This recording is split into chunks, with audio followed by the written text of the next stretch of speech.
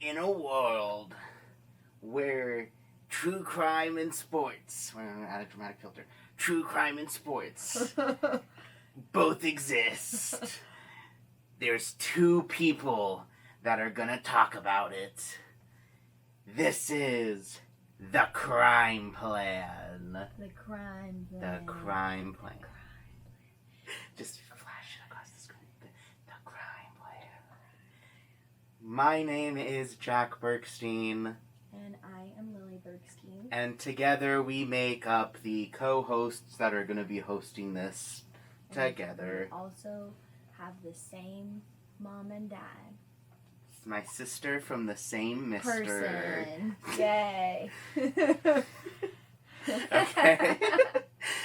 So today we are going to be talking about somebody named Phillip Adams. I was thinking Lord Farquaad. That's the first name that came to my head. No, but I do have. Yeah. It's up here. Right there. Phillip Adams. Okay. And let me show you a photo of Phillip Adams. Yeah, so I'd love to see him. Flash. Hey, Phil. Flash image now. This is Phillip Adams. That one doesn't look good. Yeah, I wonder why. I wonder why that one doesn't look good. And then we are also going to be talking about a couple of his victims. I'm going to flash an image now. Victims? This is Robert Leslie. Multiple? Wow. Yeah. So let me set the stage for you a little bit, right? On the very limited information that I actually have about Phillip Adams. Like his background? Yeah. Like, okay. The early years. I spent like maybe 3 days trying to find information on this, but it was really hard for me to find information on this. Elusive. He's an elusive man. So I mostly know about his NFL career, and since this is sports, that's technically what we care about, is what his NFL career was, right? I know. I want to know what team he played for. He played for the San Fran 49ers, the Patriots, the Seahawks, the Raiders, the Jets, and the Falcons. Falcons, I believe, was where he left off. That was the last team he played for, was the Falcons. And how long was his career? Because that's a lot of different teams To be traded. He was drafted by the 49ers in the 7th round in 2010 and played in 78 games over 6 seasons. Just for the 49ers, or? I think that's his entire career.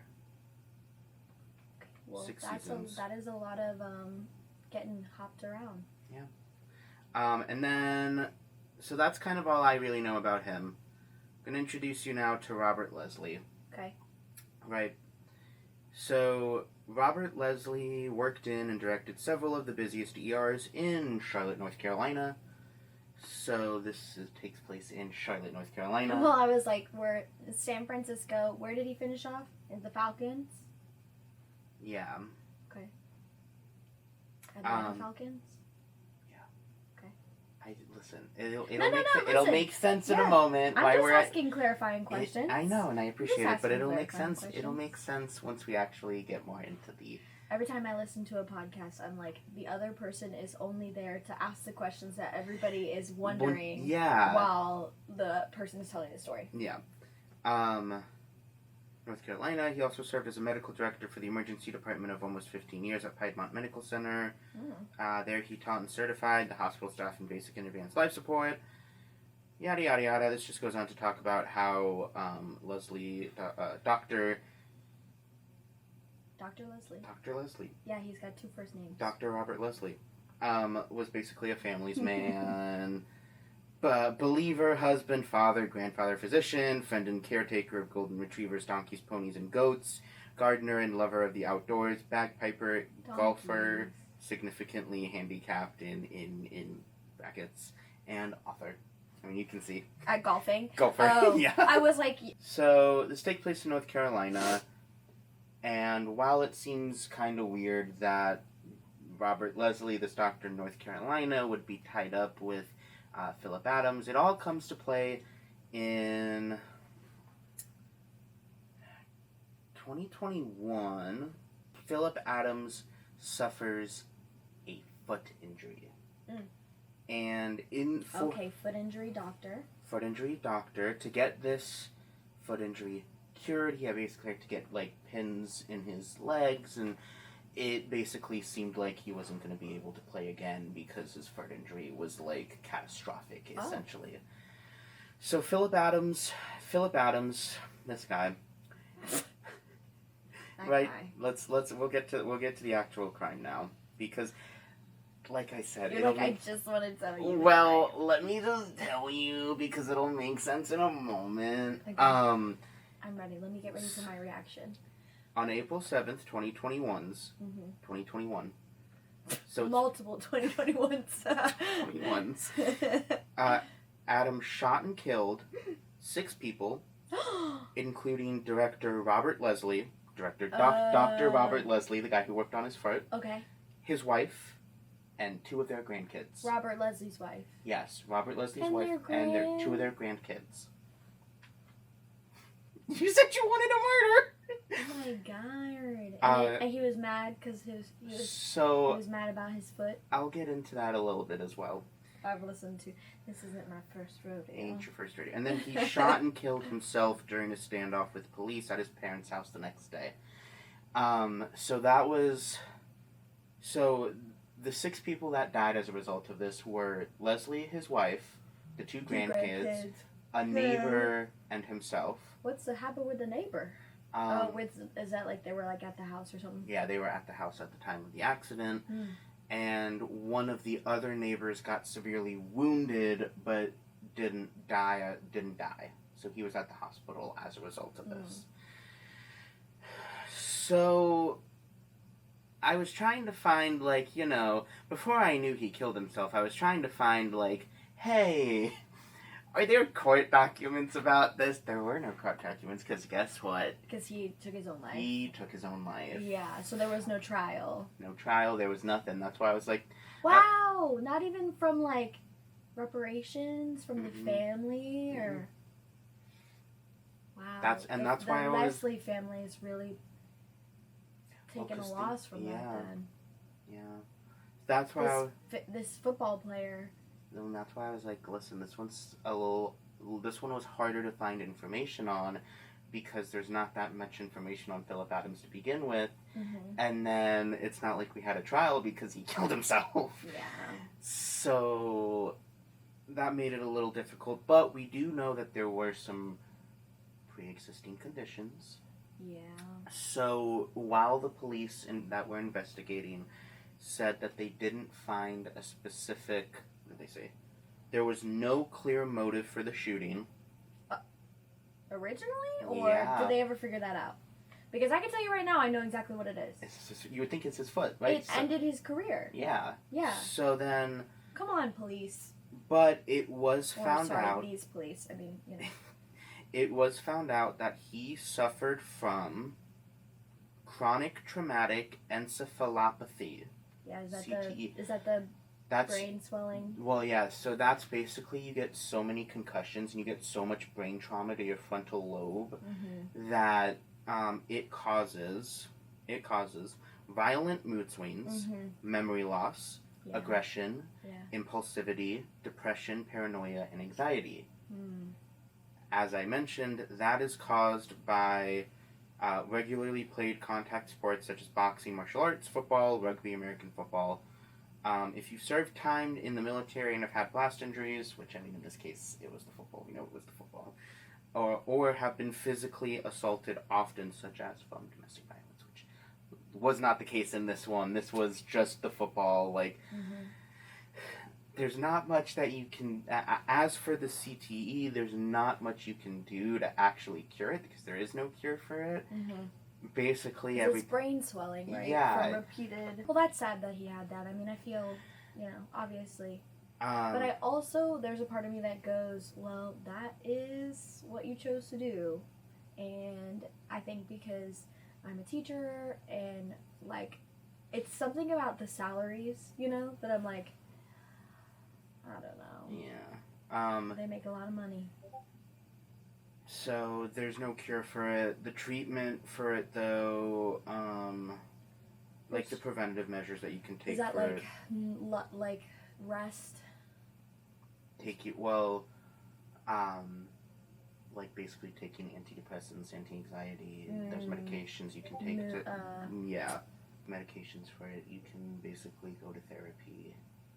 Like it seems like it really is classified as a mental illness, so you do the baseline mental illness preventative measures to help. Interesting. Yeah. So there were some other findings. Okay. The investigators also found that there were amphetamines and kratom in Adam's system at the time of death. Basically drugs, hard drugs, at the time of him killing him. Isn't kratom a workout thing? Like a... Kratom is a topical evergreen tree native to Southeast Asia. Its leaves have been used in herbal medicine for centuries. Okay, so I was wrong. Opioid withdrawal is what it's used for. Oh. But that goes back to the amphetamines that were found in his system. Yeah. The hard drugs that were found in his system. Yeah. We see you. Multiple guns and ammunition, as well as incoherent writings with different designs and emblems in Adam's belongings. Okay, so he was losing it. He was losing it a little bit. Mm-hmm. So that's all I really have note-wise for this, but this also kind of goes back to trying to take note of what caused the crime and what we can do to try to prevent it. Because not that you guys saw the pilot episode, but in the pilot episode we talked about Michael Vick, and that's a whole different story. But maybe if we do it maybe if we do like a CD set or something, or like a DVD, we can release that as a special edition thing. But yes, you physical media lover. Everybody watching this video is like, what? CDs? What is he talking about? Physical media lover? Huh? Me? No. No. Not by the books and the cassettes and the Blu-rays and the VHS and the DVDs and the games. And the consoles. The perfume. And the perfume. Not that those are related to physical media, but like... The perfumes. They are a hobby. They are a hobby. Yeah. Anyway, so yeah, it brings it back to how do you prevent it? How do you prevent it? What can the NFL do? Because this is like noting the behaviors basically on what's causing those crimes. So that way, if the NFL or any other like the NBA or something, if we cover an NBA player, like what they can do to try to help like make sure that you're not gonna kill your doctor if you go on a psychotic rampage. I do believe that it was recent, but they have that because they didn't know that thing was called CTE before. What was that? The Hernandez? Aaron Hernandez. I think after that the Aaron Hernandez case, they realized that it was, that it's serious. A bigger issue. And then I think people were like, you need to take this seriously. Yeah. So I think that the NFL has taken steps. I know that they've designed like new helmets. Good. Or like helmet coverings too. I mean, it looks really silly, and so I think a lot of players don't wear it because they don't want their manhood to be questioned. But I know that there are more preventative measures being taken now than before because it did take a while. Okay. So anyway, wrapping this up. Yeah. I wonder, going back to seeing if there's like what needs to be done to kind of reform it. Like I wonder if there's like a better way to do the contact, or well, like, okay, listen. As somebody that played football... Begrudgingly. Begrudgingly. You did not like it. I didn't like it. No. I... It's just because I never understood it. Okay. I really don't remember much happening during that time. Like, it's just the, like... I felt like there were a lot of times where I led with my head. And so that's why I'm like, I need to be reminded of what the proper form is, And maybe that is what is gone over in training for the NFL teams, is like, what's the proper way to hit somebody, basically, because it might seem stupid, it might seem childish. It's like, yeah, of course we all know how we're supposed to hit people, but also it's like, I mean, there are plenty of people who get into the heat of the game and will take the penalty just to, you know, hit the quarterback the wrong way or to hurt somebody. Like, that's the sad thing, is that there are people who like intentionally play rough to hurt people. So yeah, I mean, I think that's a great point to be reminded about how you're supposed to hit. And I know that they have penalties for that. Getting people a therapist or something, so that way, like, that way, like, because like you said, I know it's a in the heat of the moment thing, but also it's a just trying to build that tolerance up, so that way, even if you are in the heat of the moment could just be like giving them a shove or something, instead of like full on like going for their kneecaps and trying to break their kneecaps. Like, anger management. Yeah, it's definitely, I think, an angry sport. I don't think it's maybe it's not an angry sport, but it's,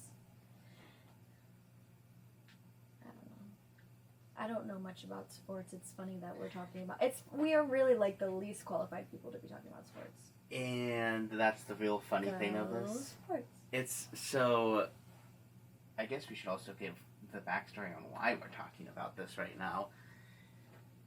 I'm taking a sports podcast and communication class, and we had to make a podcast about sports related stuff. And I remember, I think we were watching a Dateline, and I was like, I should talk about true crimes in sports. Because there's lots of them. Because there is lots of, especially in like the NFL, but like, yeah, there's a lot. So, yeah. Luckily we technically... And I love true crime. Yeah. Yeah. Well, and luckily this is technically the only other one that I have to do for this class, so we'll even see if we end up posting other episodes. So it and comment and subscribe so that he can force me to do this again. Yeah. Because if we get... Don't make any promises. If we get 100 views, 10 likes, and 1 comment, I will sit you down here. We will make another episode. Don't you point your finger at me. In this society, in this society. Get your grubby finger out of my face. I don't need men pointing at me. But yeah, so I think 100... Anyway, that would be cool. You should try that. You should do 100 views, 10 likes, 1 comment. What if we don't get that? Then this is the beginning and the end of our legacy with this podcast. All right, well. Thank you for stopping in. Thanks for watching. And this is Jack Bergstein. This is Lily Bergstein. And we're the hosts of The Crime Plan. The Crime Plan.